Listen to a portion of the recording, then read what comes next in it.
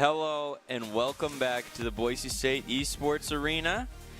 We are in for a good best of three here today at VAL. It's going to be Boise State versus Ball State. I am Dallin Stearns. I'm joined today by Zach. We're going to be getting into this pretty soon, but I got to ask, in regards to this matchup, how are you feeling about this? Do you think this is going to be a blowout? Do you think it's going to be like pretty even? Well, I mean, all signs so far are kind of pointing to this one being a close game. I mean, the seeding itself, Boise State's at 26, Ball State is at 23. Current form, both teams are about even. I mean, they've ended up facing each other here in what could be an elimination game for either team, and I couldn't tell you which way I expect this one to go. Right, this one is in the lower bracket for both of us, so loser is going to be out for the rest of the tournament. I mean, it's been a while since I've seen us go against Ball State in Valorant.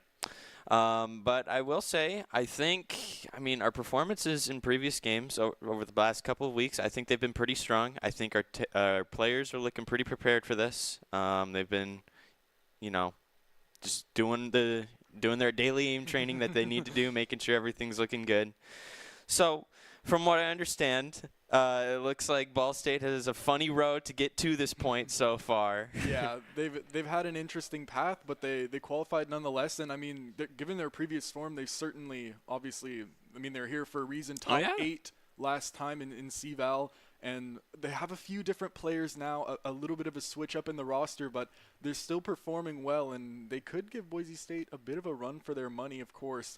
One thing that does somewhat kind of is going to be a question for me is not only the maps here, but whether Boise State is able to kind of punch up here and take down Ball State. Well, in terms of picks and bans, it looks like we're going to be going to Ascent first, Haven, and then Pearl.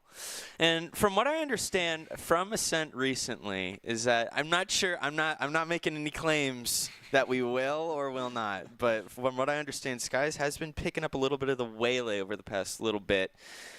I don't know if we'll see it. I think for Ascent, what does Skies usually play on Ascent? Yoru? I think it's usually Yoru. Yeah, just kind of whatever duelist they're feeling. But, of course, Waylay actually not super bad on Ascent due to the elevation. Obviously, those vertical dashes are good. Last game they played, he performed, I think it was 25 kills or something, a great game. But, of course, now is probably the time where least shenanigans want to be on the table. We want to cut down on the mysteries. Oh, but you got to have a little bit of fun. You never know, though, because at the same time, how often do these teams really play against the Waylay? That's true. That's true. I mean, when I was in my prime,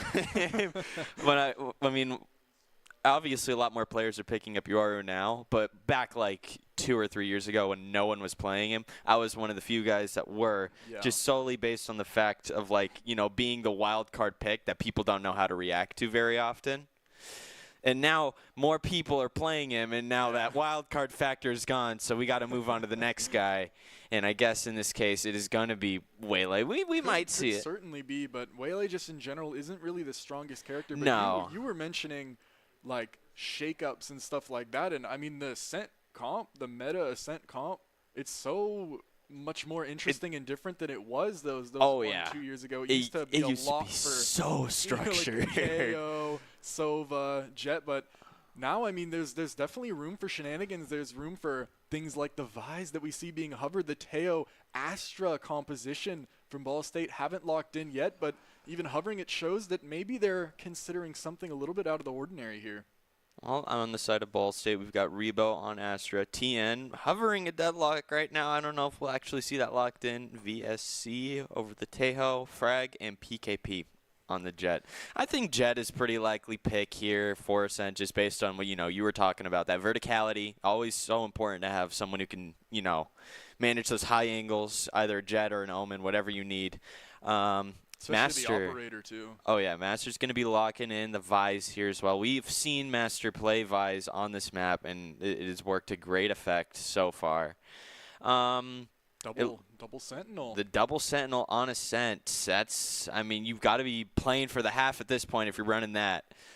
Yeah, the only interesting thing is Boise State, it seems like they kind of have the three of Prestige, Rihanna, and Master kind of almost interchanging those picks a lot of the times. You see Master on the Omen, Rihanna on the Vise. Like certain maps like Lotus, for example, they play Rihanna on the Vise, but this time they're trading out players, and I wonder just kind of why that necessarily is, and hopefully, I mean, we'll see if they're comfortable with it.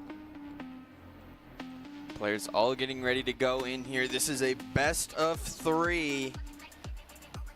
Game 1. I don't know. I think we got a good. I mean, you were talking about comps a lot. I think what we have now is currently a pretty strong structured comp.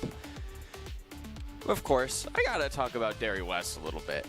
Boise State is fueled by Derry West. They fuel the Broncos, and let me tell you, I am a big fan. Particularly, I mean, I love the milk. I